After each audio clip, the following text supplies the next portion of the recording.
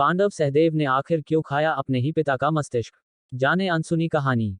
हिंदू धर्म महाभारत एक ऐसा ग्रंथ है जिसमें कई कहानियां और रहस्य छिपे हुए हैं।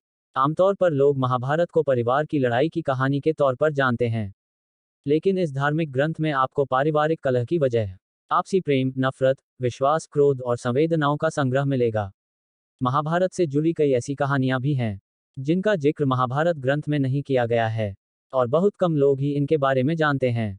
महाभारत की कथा के अनुसार पांडवों में सबसे छोटे भाई सहदेव ने अपने ही पिता पांडु का मस्तिष्क खाया था। सहदेव में भविष्य को देखने की क्षमता भी थी, इसलिए युद्ध शुरू करने से पहले दुर्योधन उसके पास सही मुहूर्त जानने के लिए भी गया था। हालांकि सहदेव को पता था कि दुर्योधन ही हमारा सबसे बड़ा दुश्मन है, और फिर उसने युद्ध आरंभ करने का सही मुहूर्त बताया। राजा पांडु को ऋषि किंदम ने श्राप दिया था कि यदि वह किसी स्त्री से समागम करेंगे तो उसी दौरान उनकी मृत्यु हो जाएगी। यही वजह है कि पांडु ने कभी अपनी पत्नी कुंती और माद्री से संबंध नहीं बनाए।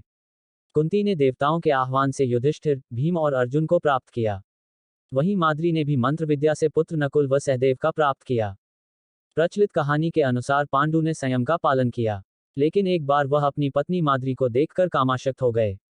इस दौरान जैसे ही राजा पांडु ने पत्नी माद्री को गले लगाया, उसी समय मृत्यु ने उन्हें अपने पाश में बांधा लिया।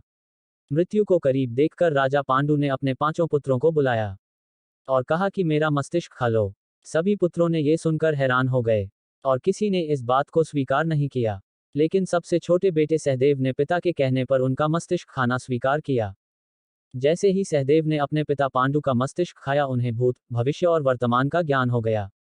क्योंकि राजा पांडु के पास ज्ञान का भंडार था और वह चाहते थे कि यह ज्ञान उनके पुत्रों को मिले, इसलिए उन्होंने अपना मस्तिष्क खाने के लिए कहा था।